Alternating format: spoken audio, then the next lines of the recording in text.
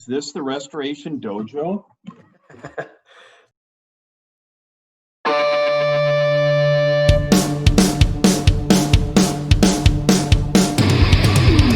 This is it. Man.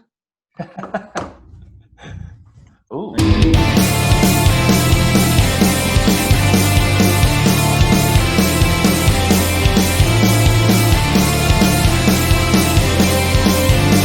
We had a system-wide meeting for all of our 150 team members across Montana this morning, and we were having some audio issues, but I think it was an internet problem.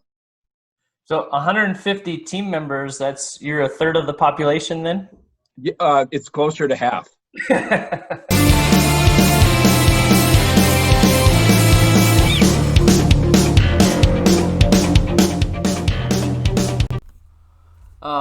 So one of my favorite movies, perhaps of all time, is a Jack Black movie called, you may know it, Nacho Libre. Oh, okay.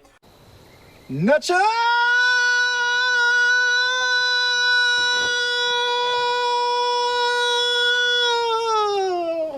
My favorite.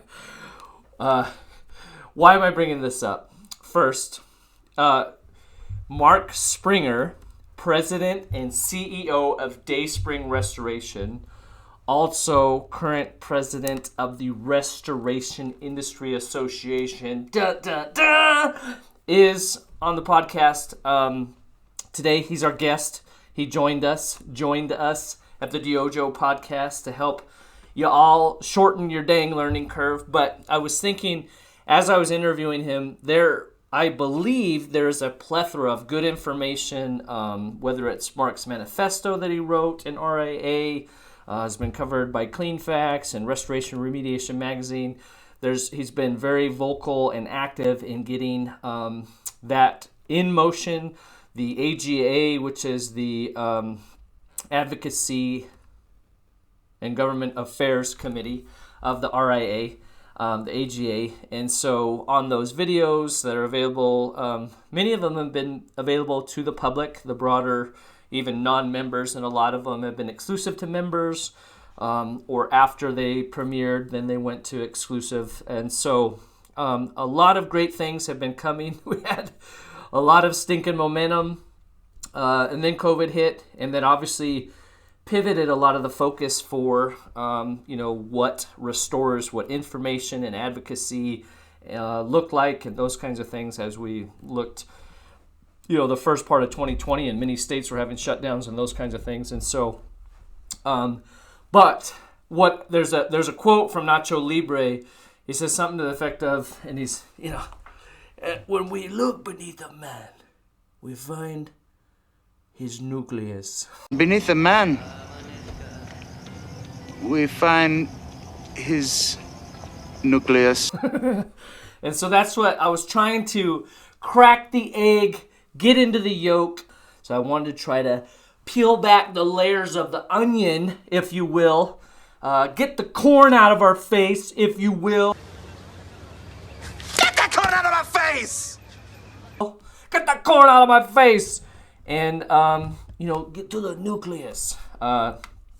Find out what Mark Springer's eagle eggs, where his powers come from. I had a fun time digging into Mark's history, answering the cell phone in high school for his dad's company, and then coming back and working on that.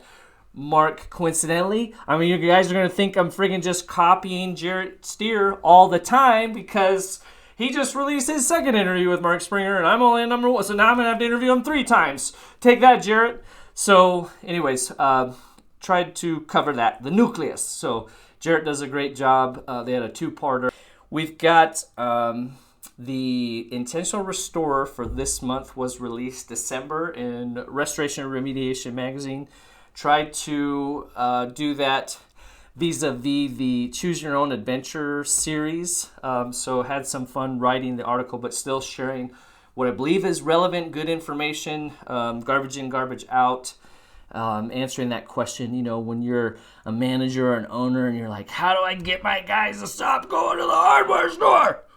That's the issue, right? That's the problem. So we dive into that using the Choose Your Own Adventure series story format. As we've been talking about, book number 2 is coming out soon. Be Intentional Culture. You can check the website, www.thedyojo.book2, the number 2. And then Elon Posmatic joins us again for Tip of the Week number 3. This guy's pretty incredible. We had him on the podcast way back, episode 8. He's out of San Diego, comes to your shop in the local market and repairs your equipment on site and tries to really provide value, helping you restore and extend the life of your equipment. But also, if you're out of the area, it's pretty amazing what he can do over a phone call, FaceTime, those kinds of things. And then if you missed it, the DYOJO Podcast, episode 40, a panel of 4 people talking to us about their experiences with DocuSketch. Not promoting DocuSketch. I just feel like there's a whole lot of information, a lot more information out there about Matterport. So wanted to dig in and maybe help provide insights into that product. And we are so hard-hitting here at the DYOJO Podcast. My co-host, Brian Close from Pro vs. Joe. We had the guy, the Chief Strategy Officer from DocuSketch, and the questions we dug into made him walk off the show. You should see the clip, then listen to the podcast. I mean, we pack a punch, okay? I had to do it with a friend backing me up, but you know what I'm saying? And they don't think I know a buttload of crap about the gospel, but I do. Okay? Just like Nacho Libre, not afraid of a fight. Am I going to win? Probably not. I love my life. It's great. Every morning, I wake up, I make some stew. I love it. Let's go. Let's do this thing.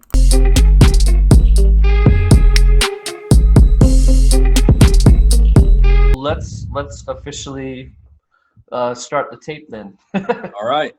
So we're here with Mark Springer, right? The Mark Springer, the man, the myth, the legend. So you're out in Montana, correct? Dayspring Restoration. Yep, we are. And I think we were, just before we got started here, we were, I think you were making a lot of jokes about us, lowly peasants out here in Montana. Montana's a big state with not very many people. Yeah. And although it's growing like crazy, right? We're one of the fastest growing states in the country right now. It's, with the COVID and the issues that, of course, as a society and as a nation, we've been faced with this year, there's a lot of people who are attracted to our low population density. And so we have a whole influx happening right now of population, and it's not always great. We had this last week, we had 20 below, set a new record for the lowest temperature. I can't remember what the date was, John. It was, I think, maybe like the 23rd or 24th of October. It was 20 below in Bozeman, where I live, Bozeman, Montana. And that was the lowest ever on that date in history. Wow. And we had, I think at my house, I might have had maybe 18 inches of snow. I live at the top of a mountain, so I'm kind of a little higher than average. But I think even down in town, we had like maybe a foot of snow or something. And so my hope is that really discourages all these Florida license plates and Texas and Arizona and most importantly, California. I have lots of good friends in California. I just wanted to stay there. I don't want them to bring their crazy ideas to Montana that led them wanting to leave that state anyway. So anyway, it's so you just put chains on your Prius and you can still get out of 18 inches. Totally, man. Totally. And they've got those, everywhere, chains for the Prius. They don't do too well. I don't know that battery was programmed with chains in mind, but yeah, it was funny. I was on Saturday, I was driving through a whiteout snowstorm on a road here in Bozeman, and I can tell when I'm a half mile away from anyone out of state. You can't really see them a half mile away in a whiteout, but once you start getting close, all of a sudden you tell they're driving right down the middle of 2 lanes, about 11 miles an hour, because they come from states where they have an inch of snow, they closed the town.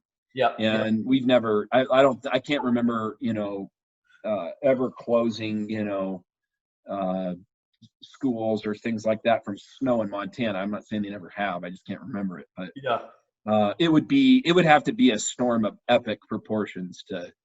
I can't even imagine. Well, we both know Michelle up in Michigan. I think they were talking about, high snow drifts and everything too. So I remember I grew up in Eastern Washington. And so one year we got enough snow that it banked up against the house, and we contemplated jumping off the roof into the snowbank. Oh, yeah.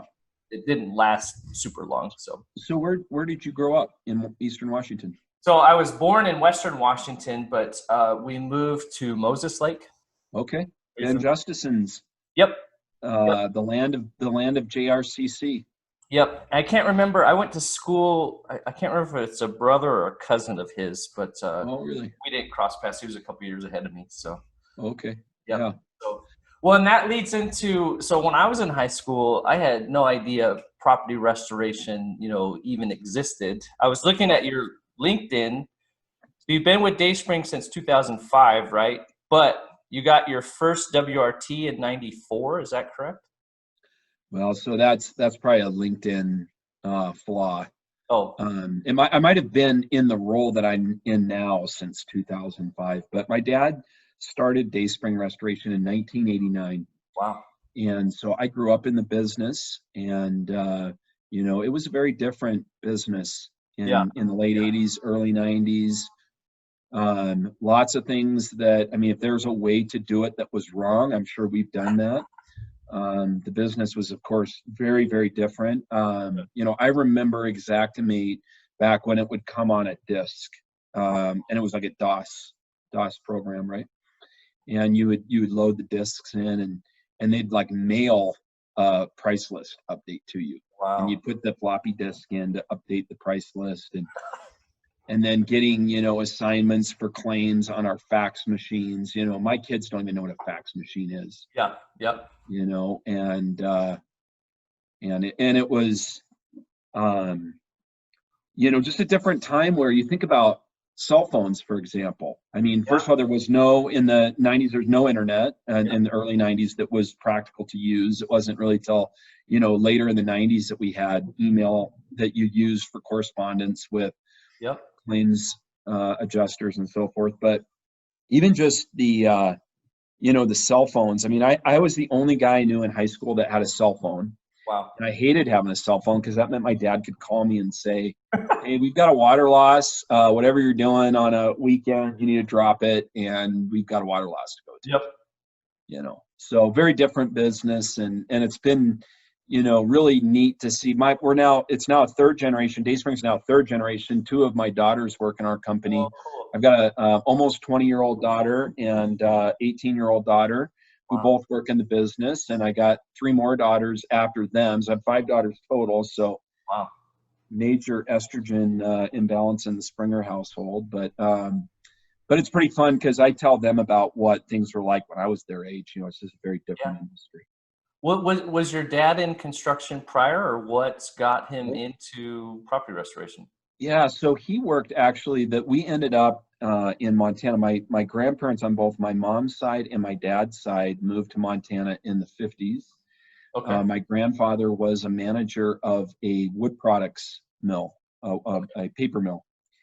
And then my dad worked in that business. And it was, wood products in Montana in the 80s, mid 80s really shifted. There was a lot of things that caused that business to shift based on, I think, just changes in, a lot of the appetite that society had for cutting trees, especially in Montana. Montana has a lot of history in wood products, and that was changing. A lot of wood products were shifting to Canada and other places, and politically it was getting pretty difficult to get the fiber they needed to make their products in Montana. And so there was a lot of changes in that industry. And so my dad had a good friend of his had a janitorial business, and that janitorial business, he and his friend were talking about this business of property restoration of drying homes and fire damage and restoration. And so my dad started to look at that, and then started the business really as just a kind of a side business to see if it would grow to a point that he'd get out of the paper products industry. And he was able to do that. And then it was a small business, Do you John, know where was he getting leads, or just people word of mouth, or? Yeah, so I remember he had, it was word of mouth. He had a program. I remember Claude Blackburn, DryEase, the original founder of DryEase, had a program where you would buy this slide carousel. I don't know if you remember back in the day where they'd have the slides. You could like hold them up to the light to see a slide. And you'd put them on a slide carousel and project onto a wall, and, kind of like these slide projectors. Yeah. And you could buy from DryEase this marketing program to market to insurance adjusters primarily. That was where you'd get leads. And so my dad would market to agents and adjusters, but especially adjusters. Back in those days, in the late 80s, early 90s, we still had claims offices. Yeah. I mean, State Farm had in Missoula, where I grew up, a very large field office, multiple adjusters there. You could go in, you could talk to these guys and, build rapport with them, and then they'd start to refer you, because no one knew back in those days what a water dam. It wasn't like, now where you'll see, ServPro on the news program, the national advertising. Yep.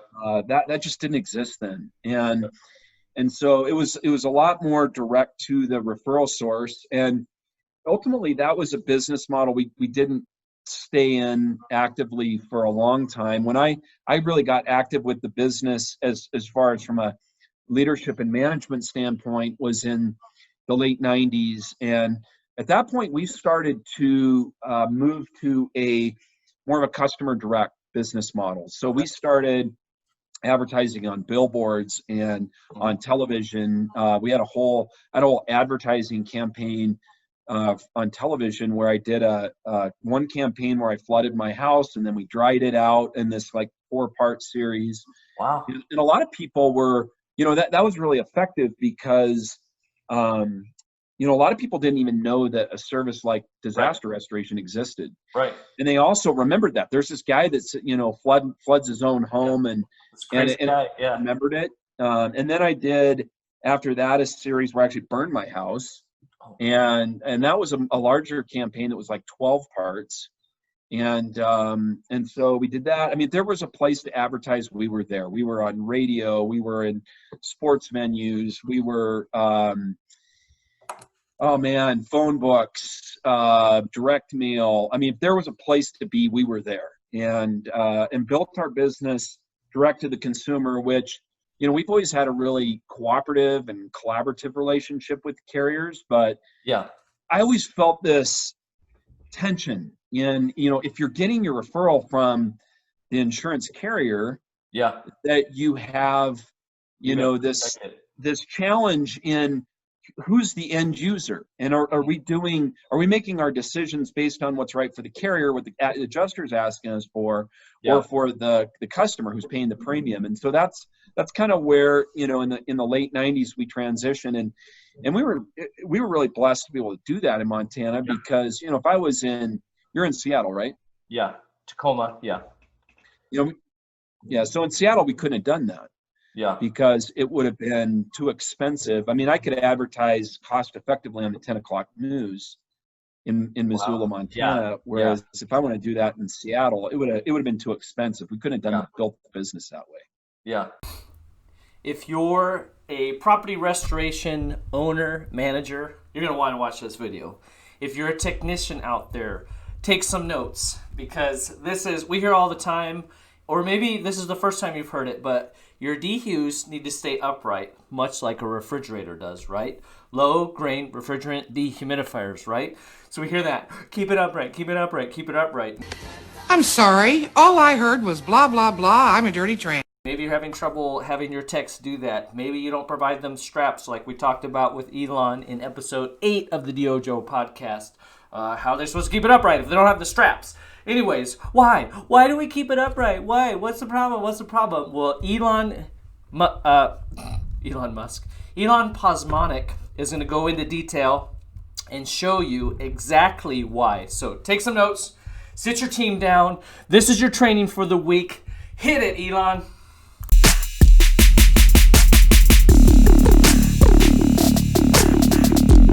Thank you for having me again, John. I'm going to show you why it is so important to keep your DHU standing upright at all times. This is a condensate pump. It will fit in the DHUs that are made in China. But all of the DHUs have a similar system of collecting water in them. So this pump normally sits on the bottom of the DHU. This is where the water will come out when you press the purge button. And this hole is where water collects into the pump. Usually it will flow with a tube into this hole. When you lay the DHU down, all of the water that is collected in the pump will just spill right into the frame of the DHU. After you purge a DHU, there's always some little water remaining in the DHU. If you will lay it down, it will just damage components inside of the DHU. And that's why my favorite thing about the made in China brands is that they have a plug on the bottom of their pump. If you have to lay a DHU down, you can always spill the water out of the pump before you lay it down. So if your DHU was made in the US, just never lay it down if you don't want it to break. If your DHU was made in China, you can spill the water out of the pump before you lay it down. Thanks for having me again, John. Have a good day.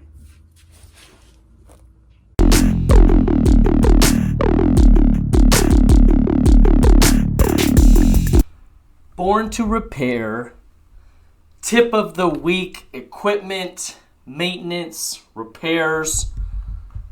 Extend the life of your equipment with Elon Posmonic, Born to Repair, based out of San Diego, California. They do local, come to your shop, and will consult and repair your property restoration equipment, or you can call, text, video Elon, and he can walk you through it. No! What are you waiting for? Do it!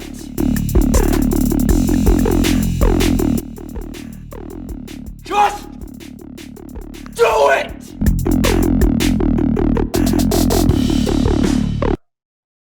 Yeah, that's interesting. I mean, I like that. If there was a place to advertise, we were there, but knowing your market, and putting your own house. So how was your wife with that? Like, hey, I'm gonna burn the house, but it's gonna lead to really good things. Well, she was. It's funny you asked that question, because that was always what people would ask me. I mean, I would in a little town like Missoula, Montana, population 75,000. It's pretty easy to become a household name. Yeah. As long as you have a really regular and dedicated. Right. Yeah. Advertising effort, which was really important, is consistency in that. Yeah. But as long as you were consistent, people could figure out who you were pretty quick. And with that campaign, it was really memorable. Yeah. But I would be, out at a restaurant, and someone come up to me and they'd kind of tap me on the shoulder and be like, "Hey, are you that guy that flooded your house?" Yeah. And I'd be like, "Oh yeah." And they'd say, "Did you really do that?" "Yeah, I really did. It was my house, And they're like, "Same question yet. Was your wife okay with that?" Yeah. And it was, first of all, I had the most amazing wife in the world. So that is one piece of it. But we had a house, the house we lived in then. I mean, it breaks my heart to watch our ads now, because my girls are just little. They're like, there's one ad, they're like 4 and 2. Yeah. And my oldest 2. And now I see those. Someone just was asking about that. And we pulled up the ads, because they're like on YouTube and stuff. And Hello, I'm Mark Springer with Dayspring Restoration.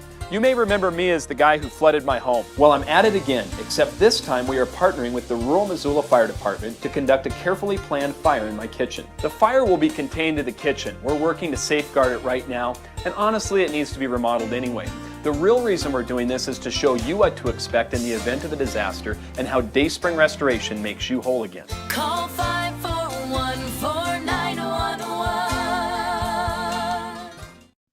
And I'm like, oh man, how did those girls get so big? You know, how they grow up so quick. And but we were, you know, we were raised in a young family. Every dollar I had, we were putting back into the business then. And you know, we grew. When I got in and really became a partner in my dad's company, it was tiny. I mean, he didn't have any employees. It was $75,000 he did in revenue. The year that I worked out on the East Coast before I came back and got involved in the business. So growing the business from there to now, last year in 2019, we did like 17 million. Growing that range, you know, in the early stages there, you're putting every single dollar back into the business, right? So actually doing those ads, that like gave me the motivation to remodel the house we lived in then, right? So it was like a tax deductible remodel. Yeah. And so my wife got a new, like in the flood campaign, we remodeled our bedrooms and living room.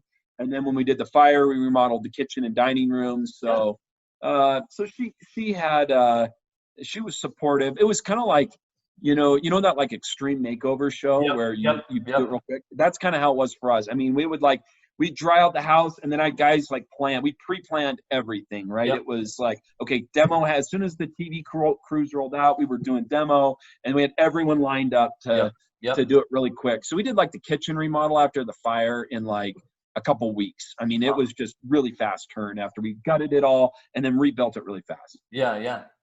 That's awesome. Huh.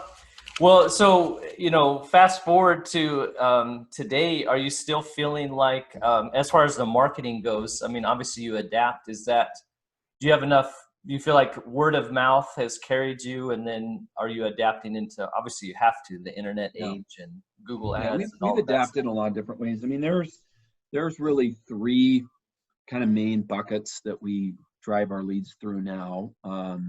And they're pretty equally dispersed, which has always been important to me. Our company, we don't do any work through programs, so we don't do any TPA work. We have in the past, but my goal was always to reduce that to zero if we could. And so I think it was maybe 2 years ago that we officially were at 0%. Wow. But it takes some effort to get to that point. And maybe it's not something that I'm saying we'll never, ever do again. I think that the way that program work is executed, there's some things that would need to change for us to look at that again. And some of the stuff we're working on at RA right now. But the dispersion of claims right now is pretty much equal. I mean, one is the word of mouth or previous customer. Now that we've been in business for 30 years, you know, if the average policyholder has a claim once every 7 years, I mean, in 30 years, that means they've had 4 claims. So they've been a customer of mine maybe 4 times.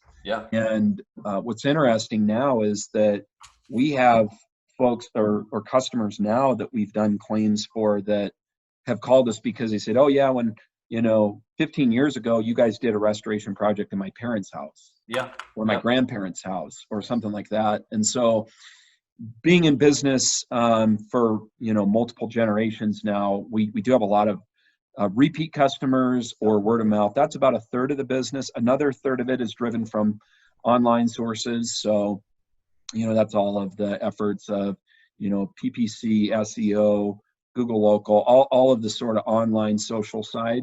And then a third is driven through a lot of our tactical programs that we have through either our direct business development efforts. So we have a sales and business development team across the state of Montana that sells into various verticals and that have the ability to refer us, or through mass media. So we still have there's some of our markets. I mean, in the 6 marketplaces that we're in Montana, we have six locations across Montana.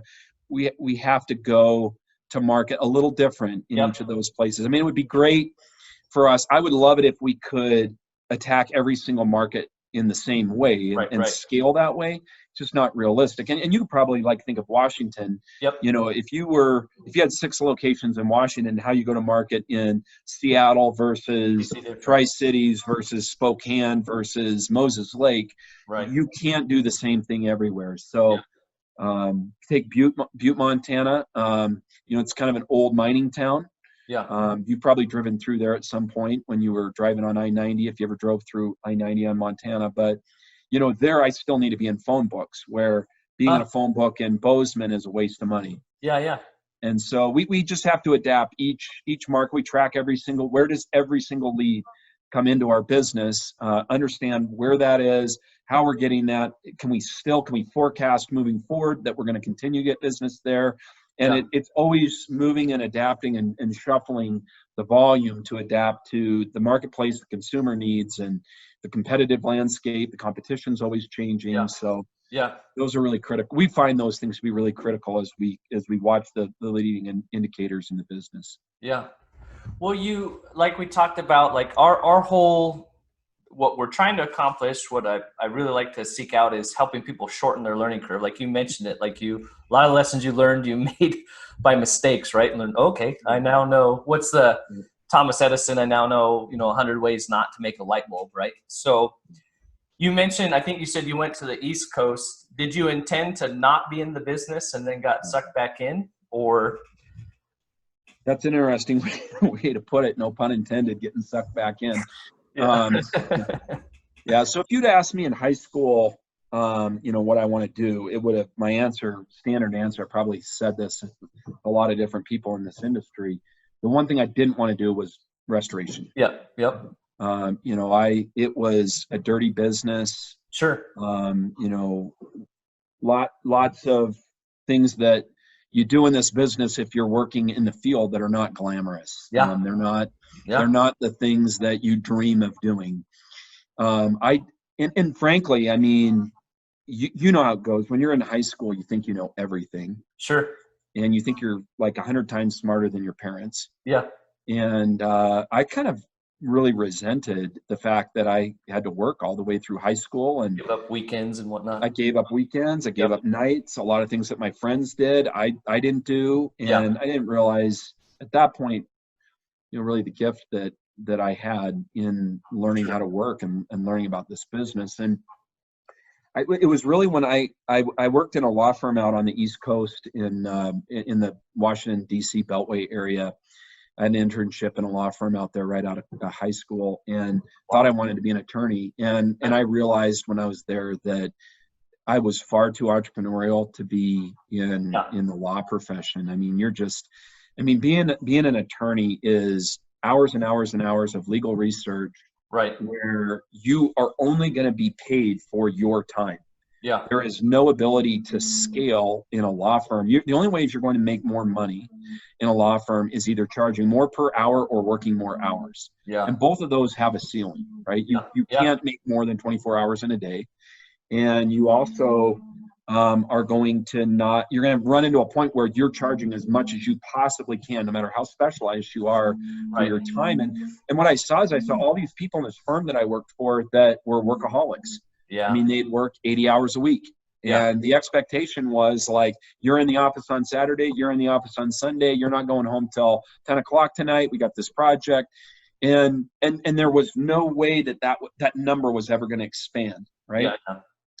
So it was really when I came back to Montana that I started to see all of this potential in the restoration business. And this is in the mid 90s at that point, right? And there was just a lot of areas where the industry was not suited for growth. And for example, the customer acquisition was something that I was, as I would look at them going, there's a different way for us to acquire customers than just going to the insurance companies and telling them, we're great guys, call us. Yeah. We're better. And then there's a lot of opportunities in this business beyond, a lot of companies in the 90s were really just carpet cleaning companies that had restoration as an add-on. Yep. And it was this idea that the restoration business could be really a fully integrated turnkey business where you could provide a great customer experience from the initial call all the way through the end of the project. And it wasn't that we were the only guys that were doing that. It just, that wasn't as prevalent then. Right. And there was some people that I started to meet in the industry that I could see that were doing that well. There were some of the guys, I'll take guys like, Denny Jensen at Utah Disaster Cleanup in Salt Lake City, guys that I started to become aware of on the East Coast and West Coast that had built these incredible businesses, and they were a lot of the pioneers in the industry, people I look up to now, that I started to see the opportunity that my dad probably wasn't looking at. My dad's really more of an operator than an entrepreneur. So, so those were some of the things that started to open my eyes in the industry to what really was possible. Yeah.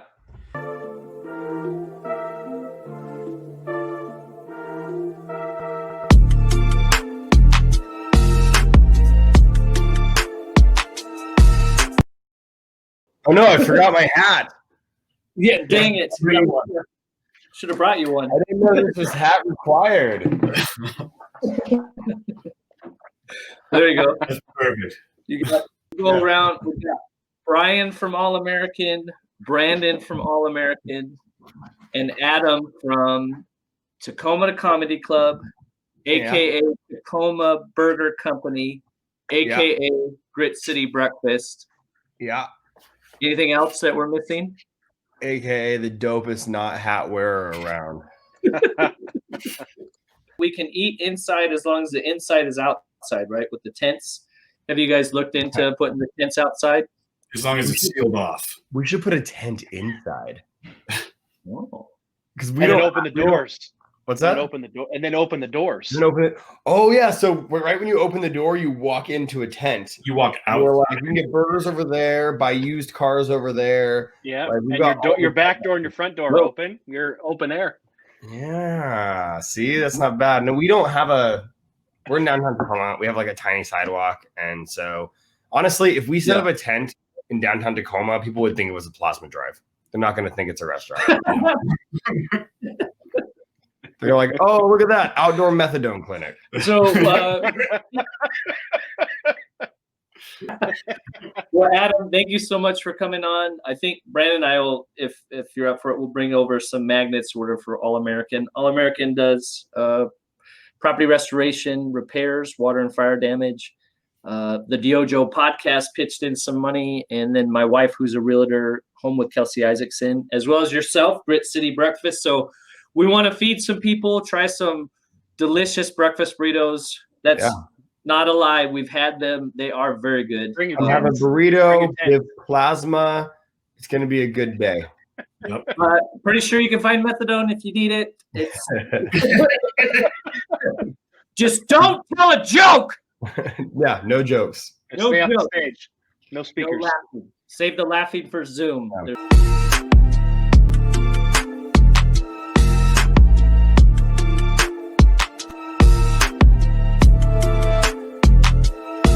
It's funny you mentioned the the legal aspect. I was going to go into criminal justice, and I signed up at I answered an ad for carpet cleaning at a Service Master down in California. And I can remember the guy said, well, with your background in science, you'd be really good at mold remediation. And I just really needed a job. I wanted to change. I said, yeah, I agree.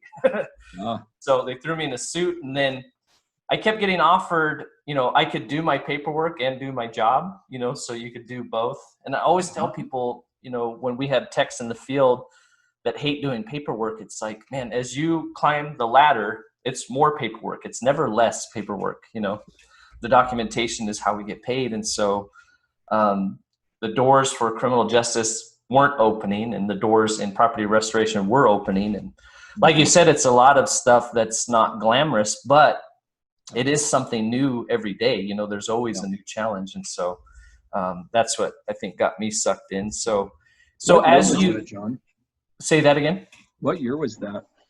I think it was 2002 is when. So we were just on the tail end of the mold is gold era in California, and so I was just talking to somebody when I moved to Oregon.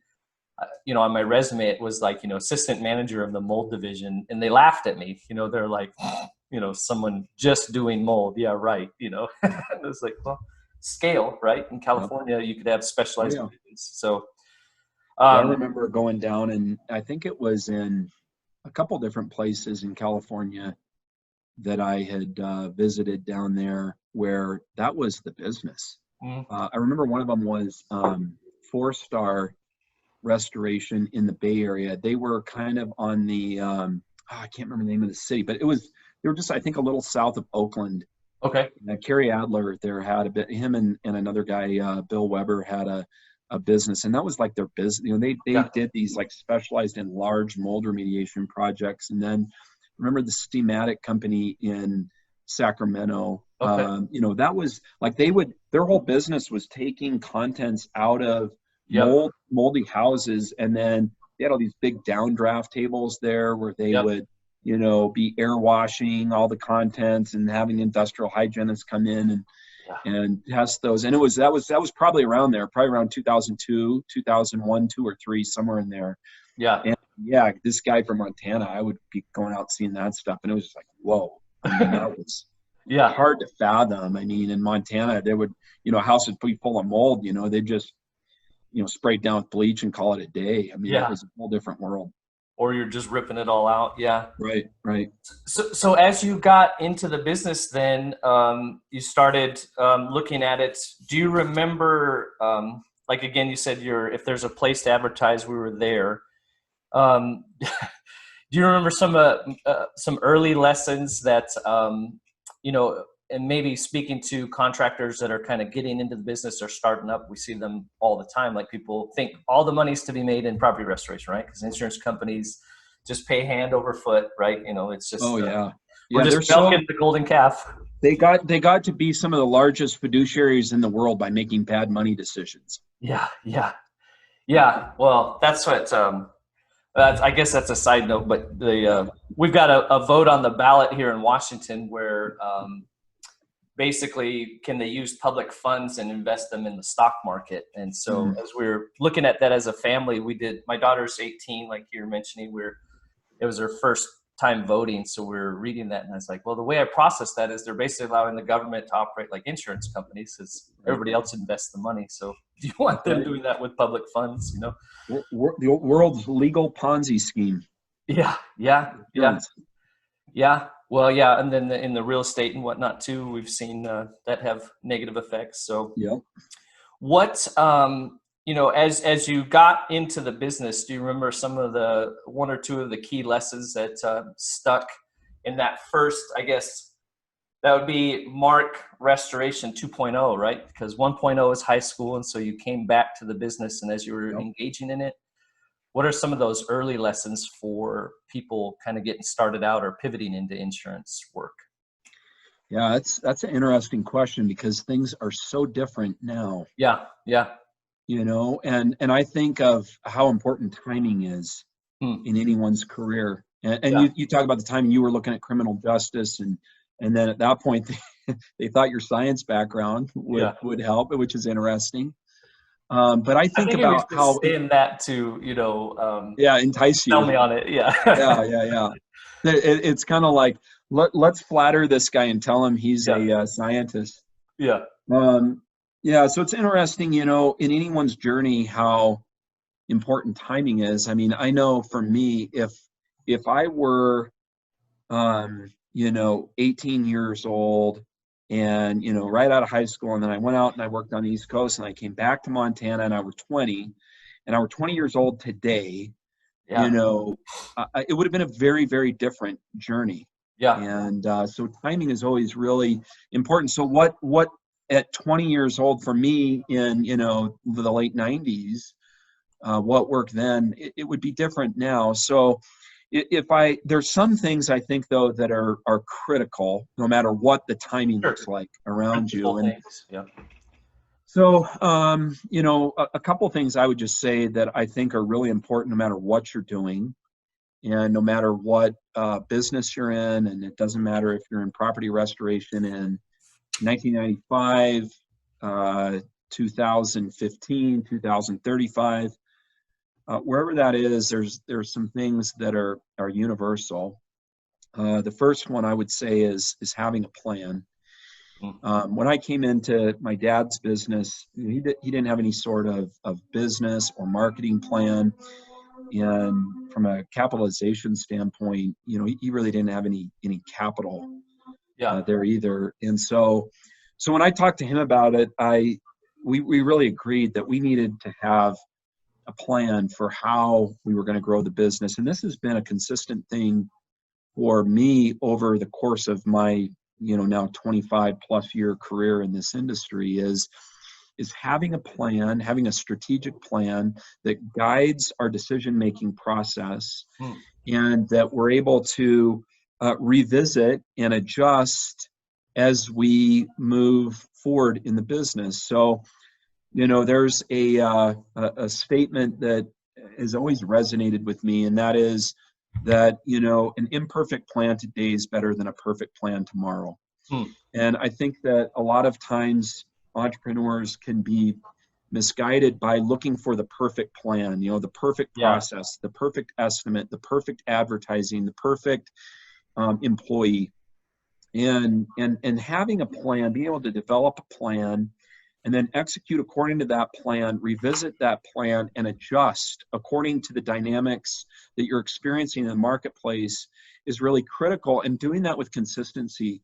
There's so many guys that I tell them, I'm like, man, they're ready to throw in the towel. And it's like, if you just hung in there a little bit longer, you would have seen success. And so many people, I've seen literally, I don't want to exaggerate, but I would say across the state of Montana, I've seen probably around 100 competitors come and go over the last 25 years. Who have had this idea, they're going to get into restoration, and then they make this effort to do it. They don't see the results right away that they want to have, and they don't have the persistence and the diligence to stick with it. It's like, man, if you just stuck with that a little bit longer, you would have made it. And it's always that I see so many times where people, they either quit right about the time that they're ready to make that breakthrough. Right.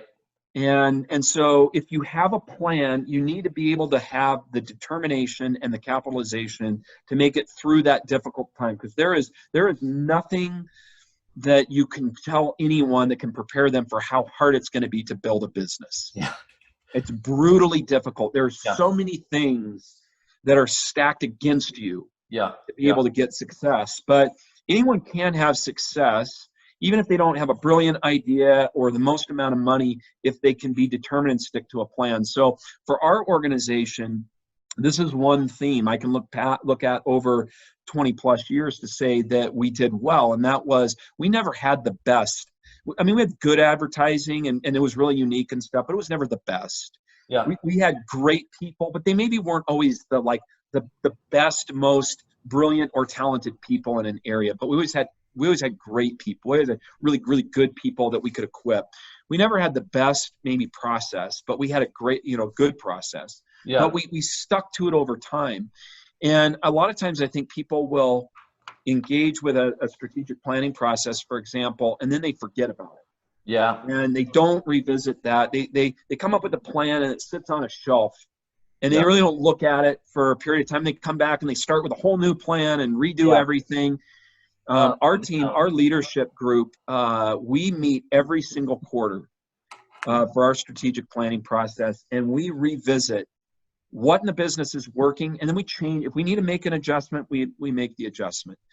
If something new comes into place with a competitor or a customer dynamic or a new opportunity, we adjust the business. And so that's what I think is critical, and that's the only way you can really learn. Is if you're looking at with consistency, here's what's working well, here's what we need to adjust. That would be a consistency over time. Number two thing I would say would be overinvestment in the financial side of your business. I've looked at a lot of different restoration companies. I've got a lot of friends that have restoration companies across the industry, lots of great relationships and important friends that I've made over the years. And if there's one thing that consistently I can see that keeps restoration companies from being able to advance their business to the next level, it's not having a good enough understanding of what is happening in their business on the finance side. And I'll use a very practical example. It comes down to work in process. I'll look at these restoration companies, their financials are just doing these huge swings every month, right? Because the discipline to be able to determine where is the business from, what we have in backlog, what do we have in actual earned revenue for this month according to a revenue forecast, and a cost budget, where are we at with that, and how are our financial systems supporting that effort? It's not there. And that results in bad decision making in the business, right? And so a lot of people, they don't have a good chart of accounts. They don't have a good person in their organization who has the financial acumen to be able to input that information and then give them good reports and give them good guidance for where they need to take the business. Right. There's an underinvestment on the finance side of the business, and that kills the business. And then they can't grow the business because they can't get the capital. The bank looks at their financials and says, man, your financials are a wreck. Yeah. They may not be. They may actually be in a better position than they think they are. Right. They can't show that. Yep. And I, ask me how I know this. It's because we've made the mistakes there, right? Yeah. And then I guess if I was going to say a third one, I would say, and these are like business practices that transcend time. It would be the investment in people and culture in the business. And culture, good culture in a business will beat any other business that has more money or better technology or whatever else. A business with good culture will always beat that. Yeah. And we invest in our company. We invest a lot in culture. We're constantly learning and improving in that area. But we actually went through. We have a guide in our company called our Culture Guide. And this is something, I sat down and our leadership team sat down, and we spent a lot of time and energy documenting, creating a guide for someone that comes into our business to say, here's what this business is all about. Here's how we run our company. Here are the things that guide our decision-making process. And these are our core values. And here's our mission. And here's what's most important to us in this business. Yeah. And that piece is invaluable, because right now your team has to be more important than your customer in today's business environment. Yeah. And for us, in our culture guide, for example, we talk about that. I tell our people, listen, our employee, our team member is more important to us than our customer. And a lot of people, customer is number one. Yeah. Customer is most important. And I've turned that on its head, and our leadership team is in alignment to say, our most important thing in our business is our team member. Yeah. We're going to invest everything around that. The happy customer comes after we have a happy team member. Yep. Right? Yep. So that's really, really critical. So those would be, I guess, just a couple things, John, that come to mind that maybe the average restorer doesn't think of. They think, I got to have better documentation or better equipment. And I don't think that's secondary. Yeah. Right? To those things. Well, it's like I can remember when I was at that Service Master, one of the crappiest vans in the fleet. We had this old Ford that still had a stick shift, and I think I was one of the only ones that knew how to drive stick. It was a 4-speed, but I remember getting that van, and I said, you know what? If this is my van, it's going to be the best stocked, cleanest van, in the fleet, and and the manager we had put a high priority on, we cleaned the vans at least once a week, and you always had, your stock that you needed. It was your mobile office, right? And so, and thankfully we were doing always only mold, so you could stock a van a lot better for specifically those tasks, right? But I think like you said, that culture, something that's actually the second book I'm writing, which was supposed to be the first, is a book on how small things lead to big results in culture. And it's kind of a collaborative book, but that's the overarching idea is, I think we make culture too much of a thing, right? It is what you are. It is what you and your people, your mindset and your habits. But if you develop a good culture, your culture takes care of your people. Your people take care of your customer. Your company is going to be in a good standing, and continue to grow, right? And I think John, you're turning into quite the prolific. So you said, so the estimating book. I read your estimating book recently. It's thank you. Yeah, I really enjoyed it, and I'm putting that book in the hands of all of our estimators here across Montana. So I thought it was really great. The thing I like about your book is how you address so many aspects of what proper estimating entails. And I think that's, there's a tendency for people just to make sure they know Xactimate really, really well. Yeah. And they don't understand how much bigger that role is. Right. But that's a big, I mean, so your next book is culture. Yeah. That's interesting because estimating is such an operational thing and culture is so strategic. So why did you go in the direction of a book about culture after doing a book that's so operational? The culture book was supposed to be first, Really? and then 2020 happened. We had a publisher lined up, and it had quite a few more authors involved. And then as 2020 rolled out, some people had to bow out, and then the publisher had to bow out. And so that was the goal, right? That first. But I disagree. And that's what I was trying to get across with estimating is I think as an estimator, your estimators have to understand how important their role is to the company, and not because they're the rainmakers. I've been in plenty of companies where estimators are never held accountable because they're the rainmakers, right? We can't live without our estimators. And the reality is your job as an estimator is to get work to keep. You've hired good people. You need to keep those people working, right? Yeah. And so I always viewed estimating as, just like you said, I was more accountable to the people that I had hired that were on my team that I wanted to keep than I was the customer, keep them working. And that was what gave me strength as an estimator, going into somebody's house and saying, I know my team is better than anybody else out there at doing this. And we always tease, like, that's most people's marketing, right? Well, we're just better than everybody else. And like, I knew it, but I feel like if you know it and that's the truth, you don't have to say that, right? You just have that confidence as you go in. And so I think estimating is a key component of culture, because if you allow your estimators to write crap sheets, it just causes all kinds of problems. And I've been in so many companies where, how come we're not making money? Oh, it's our carpenters. Oh, it's our technicians. We have the worst subs. No, it goes back to, you started the project with, something that's 20 to 40% less than what it should be, right? Because legitimate pieces are missing, or the scope was just haphazardly written. So it's out of sequence. It was supposed to be culture first.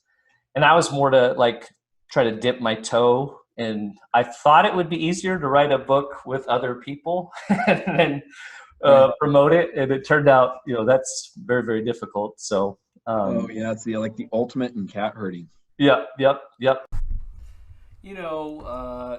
at the DYOJO Podcast, the Intentional Restorer, there's a lot of things we're doing behind the scenes that, nobody knows about. Michelle is a dear friend and, has really helped us with a lot of things. I'm a little perturbed that this last, Ask the Expert interview that she had, I was a part of that interview, and if you look, you don't even really have to look that closely, but you can tell they cut me out of the interview. So I'm upset, and I wanted to set the record straight. So here's unedited proof that yours truly was involved with this, and clearly my input would have raised the bar, right? And watch and decide for yourself. But this kind of journalism is, really, here I am. And so here's the proof.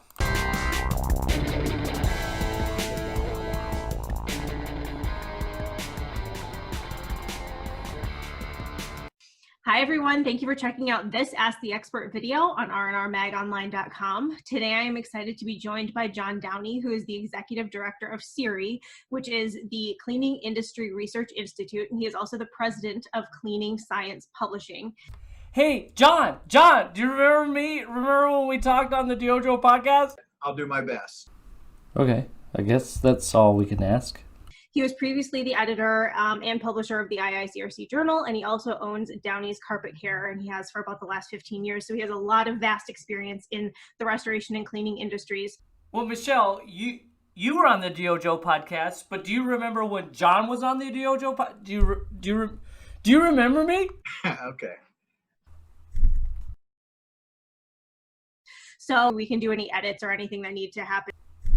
I'll do my best. I wanted to bring John in today to talk a little bit about Siri and what their purpose and mission is in the industry, how they're helping companies with COVID cleaning, disinfection, those kinds of things. So, John, I'm going to toss it right over to you. Thanks, Michelle. So, you're talking about other John. All right. So start over with me. Yes, you tell us a little bit about Siri and its purpose and mission and all of that. I will now say what Siri really is in more layman's terms. We are the cleaning and disaster restoration industry's flagship and really only nonprofit science and research organization. We are a nonprofit. We're a 501c3. I won't get down into the weeds on that, but it's a particular type of nonprofit that is involved in, it's unlike like a trade association. It's involved in the technical aspects of, in our case, of science and research related to cleaning generally, measuring cleaning processes, that sort of thing. This is important. This is important all the way through for the industry and even more for the public. Is it created an awareness of the importance of cleaning for health, and that's that is what I see moving forward as kind of the big picture opportunity for the industry. As long as we don't blow it, as long as we don't cut corners and rather than doing, dotting the I's and crossing the T's, cutting corners, and then we could end up looking bad, looking like we're not really worthy of being called professionals. And that's been something that was important to me for a long, long time, is to help establish the industry as a professional industry. Case closed. So many of you probably know my degree is in criminal justice, and so case solved.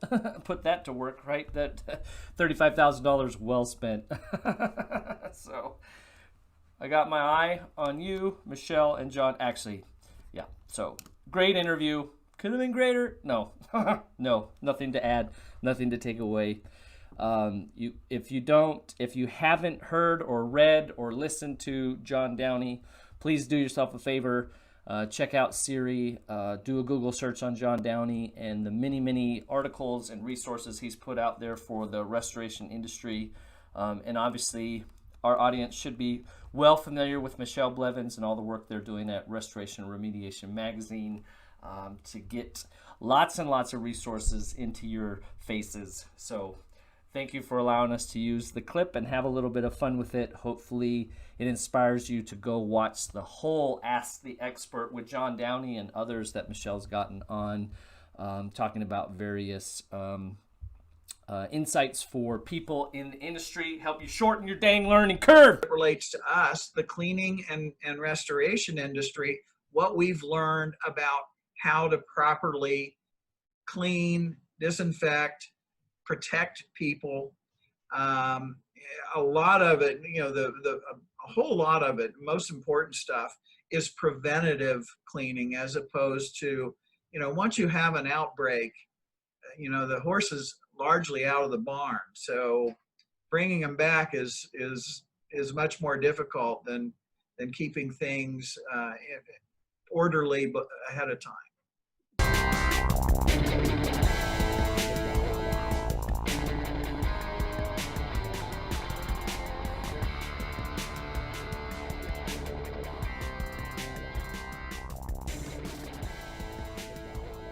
So we did last year I was involved with a project where we developed this new fire loss specialist program. Yeah.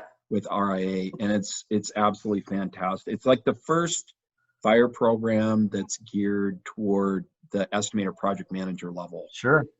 Role, so there are these, the ICRC programs are really tech driven, right? For the technician. And now with the RIA and ICRC working together on this stuff, the goal is to integrate a career path. Right. Right. But this fire loss specialist program is really driven toward that estimator project manager, gets into things about, project management and dealing with the municipalities for things like code upgrades and dealing with estimating and dealing with the various types of construction. So, definitely geared that level. And so we got these 10 incredible subject matter experts who all contribute to this. Yeah. Oh my goodness. What a way to go. I mean, you would think that, having 5 daughters, that would put some gray hair on your head, but you don't know what you're up against. You try to collaborate a book project. Yeah. I'm learning, and that thankfully we got a group of people that, it's a much more subjective topic, right? Whereas you're dealing with something much more theoretically objective, but everybody's got their opinion for sure. So let's talk. I mean, those are have a plan, overinvest in the financial knowledge, and then invest in people and culture. Those, like you said, are transcendent, right? And then adapting. I like that having that quarterly meeting, and you have to have a plan, make the plan work, and then adapt. Because it changes day to day nowadays, right? I mean, it's and this is a little thing. I think I would say about that quarterly planning. I think is really important. Is that first of all, you have to make sure it's scheduled. You don't just guess what, guys? Today we're going to work on our quarterly plan. So it needs to be scheduled, and I highly recommend doing that off-site. Yeah. So our team meets. We don't ever meet in one of our locations or branches. We're always meeting in a place where we can really focus our energy and our effort on that process and not get distracted with the minutia that comes up in this business. They're very complex businesses that we're operating that require a lot of, attention. And so if you're getting distracted, the strategic planning tends to really decline in its impact. Yeah. Well, I think, we're running short on time. I want to be respectful of your time. I'd love to come back at some point and talk about, obviously you scaled from coming back into the business to now 6 locations and nearly 17 million, right? So I think we'll have to save that for another time. I did want to touch on, obviously, something that you're, heavily involved with. So in 2019, you released the manifesto, right? Our greatest need for and the redirection of the effort and the focus for Restoration Industry Association, the IRA, the RIA. Well, if you're doing a good job in your restoration business, you can invest in the IRA, but the RIA is also a good investment. Yeah, there you go. So let's talk to, supposing there's maybe somebody that doesn't know, and we do run into people. I think you have been honest in kind of confronting that. Like RIA has been for the long time the biggest and the best position to really maybe kind of try to swing its efforts towards advocacy. And what's really intriguing to me, that big picture lobbying, right? Right now, we're up against insurance companies that are constantly lobbying, right? I mean, they're just in the ears of decision makers. And so many of the industries we market to, facilities managers, insurance companies, they all have lobbyists, and we're behind the curve, right? And so you have said RIA is in a position to actually, formally try to swing, focus our vision as restorers and try to make a difference in a really big way. And like I said, you wrote that our greatest need in 2019, where you laid out, I believe it was 7 kind of key points, right? And you've made traction on all of those. The last one being the lobbying. And do you want to talk a little bit about like what kind of came into writing that and kind of the highlights of where we're at up to this point? Yeah. So, I mean, first of all, I wouldn't say there's any I in this. I mean, we have had an incredible amount of buy-in across the industry. Yeah. And really within RIA's leadership group to drive this forward. I mean, I am so incredibly humbled by how so many people have really found that this nerve that we all feel has been hit, and have said, this is something that we all believe could change and could impact our industry. And it's incredible how many people have jumped into this, have taken their time and their resources to advance something that can really make a better world for all of us. And I mean, you're totally right, John. I mean, trade associations are only as good as the volunteers that are driving them. And it's hard in a trade association to have really a compelling purpose that we're trying to advance. And it's easy to get distracted because volunteers only have so much time. I mean, everyone's running businesses. Right. And I think one of RIA's challenges historically is that there's a sense of us being overwhelmed. It's like, where do we even begin? Yeah. And how do we eat this elephant of, all these issues where contractors' voice has not been heard? Yeah. And really the underlying premise for this AGA effort, which stands for Advocacy and Government Affairs, is that the restoration industry needs to first unify around the most important issues that we face as an industry, and we need to have a voice for the interests that we need to have represented so that this industry is sustained in the future. So really the big things are unity, and then voice and sustainability, those three pieces.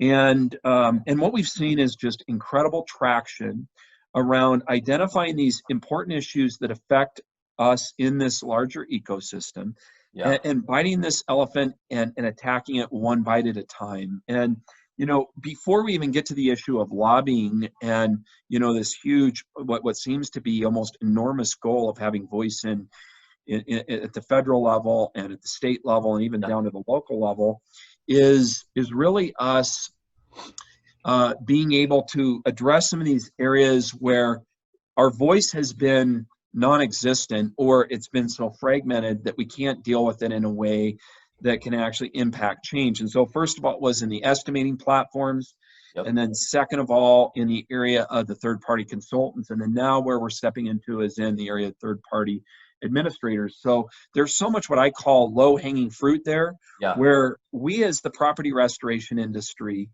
can come up with really precise and peer-reviewed positions that are then advocated for on our behalf to these other stakeholders in the industry. So take one of the first ones was Exactware. Exactware has, as I think a lot of people know, it has about 50%, over 50% of its constituency from the restoration contractor. So half of the customers of Exactware are us, the guys who buy the license for Exactivate. And what's interesting though is that feedback, the estimate uploads that drive the pricing for what we use in our marketplaces was coming over 90% from the carriers. And and we as contractors just look at them and go, okay, no carrier's doing the work. We're the ones who are doing the work. Why is it that a disproportionate percentage of that feedback is coming from, not even 50-50, but our voice isn't even heard? So we started to assemble information. We started to get the information that was needed from this massive element of our industry, and then start to present it to Exactimate through the vehicle of RIA. And previous to this, there really was no way to do that. I mean, there's all these voices. There's places on social media where people are complaining, and there's places where people are upset. But it really was not all synthesized in one place and then taken to Exactware. And what we were able to do through the AGA vehicle was take all this data and then present it in a reasonable and fair way to Exactware, and advocate for change on our behalf. And, you know, I really credit Mike Fulton and Exactware, Greg Pine, Bill Loveland, those guys over there for listening to us and then adjusting the methodology.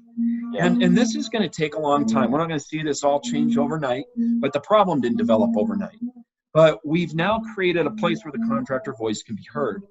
And then after that, now the next big one that was announced here just this last month was in the area of the third-party consultants. Again, there we were able to take positions that are reasonable, based in law, based in fairness, and then present those positions. We have 8 position statements we just released on third-party consultants, which is a major pain point for restorers. And we were able to take that to those major third-party consulting companies and say, listen, we understand that you hear from carriers, you know, these different issues, and we understand that there's also some contractors that are not good contractors. But the industry at large is not a bad industry. There's a lot of good contractors here, and you need to hear our position and our voice.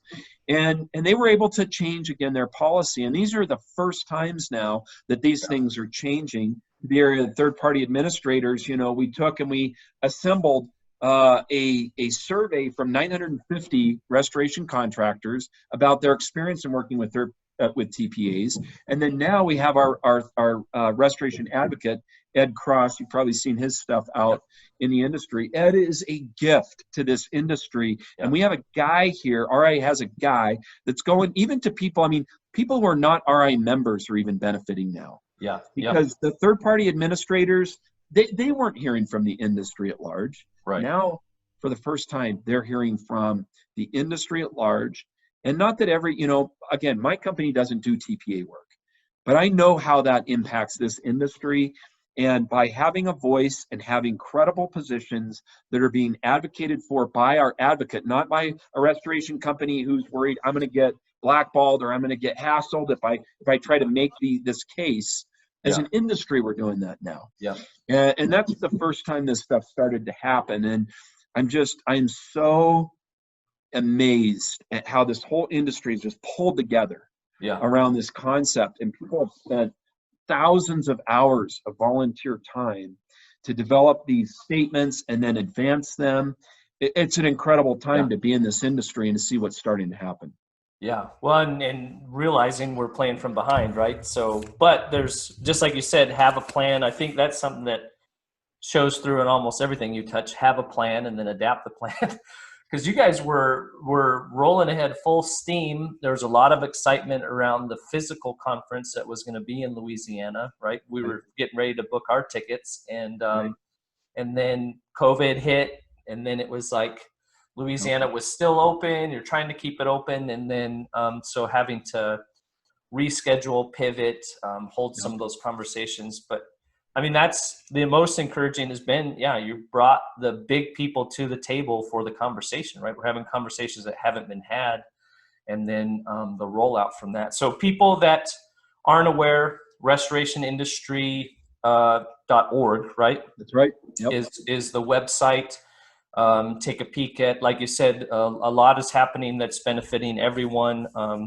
If you join as a member, you've got access to more information, but also being a member contributes to that pot. But that's, if we're going after the big picture, obviously that's going to take an investment, in a much bigger investment.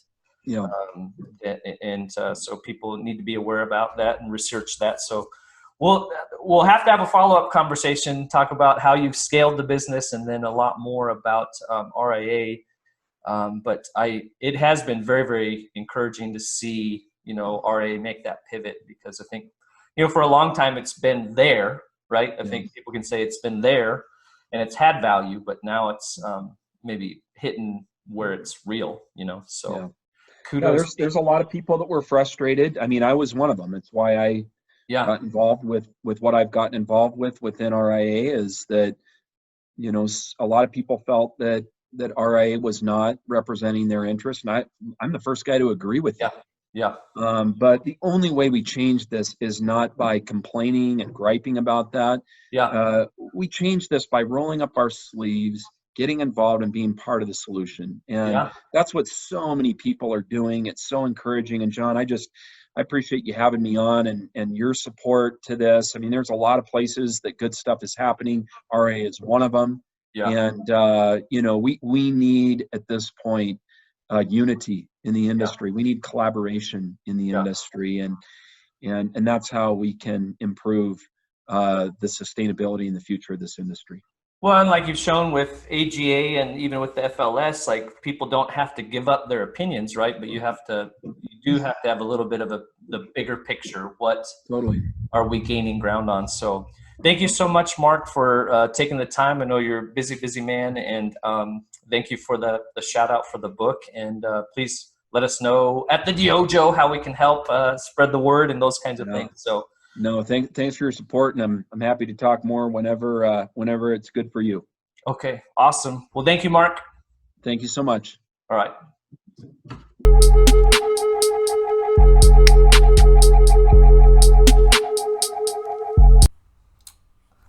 Boom, there it is. I'd like to say we're the first podcast to get Mark Springer, but that would be inaccurate because good old Jarrett Steer with the GMS podcast, breaking ground, and DYOJO Podcast behind every time, and just copying him with everything. So, well, and then too, IAQ Radios had Mark on. I don't think our friends over at Blue Collar Radio have had him on yet. So, yes! We beat him to the punch! Woo! Eat that, Eric and Larry. So, I'm not listening to you. You're crazy. Anyways, so our claim to fame is being the third podcast, or probably lower, to reach out to Mark, because Mark's done a lot. If you haven't read his manifesto, definitely expressed a lot of what many in property restoration have been feeling for a long time.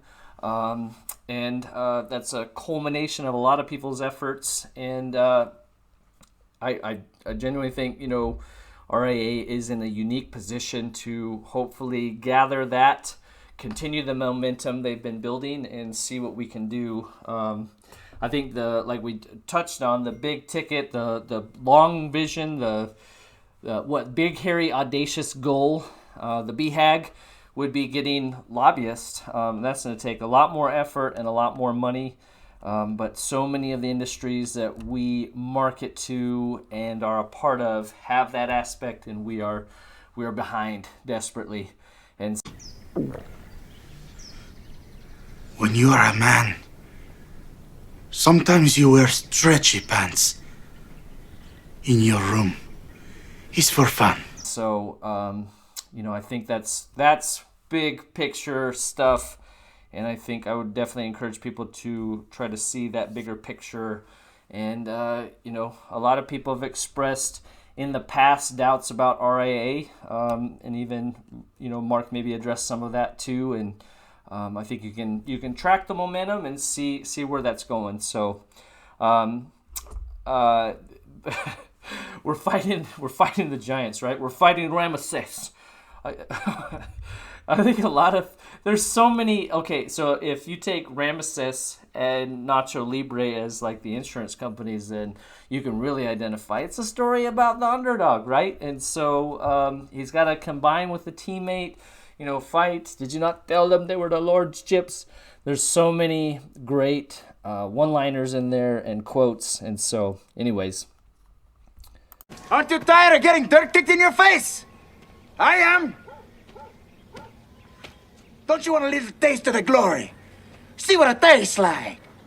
No. So maybe that's the call. Listen to what Mark's saying. Don't you want a taste of the glory? See what it tastes like. Aren't you tired of getting dirt kicked in your face? I am.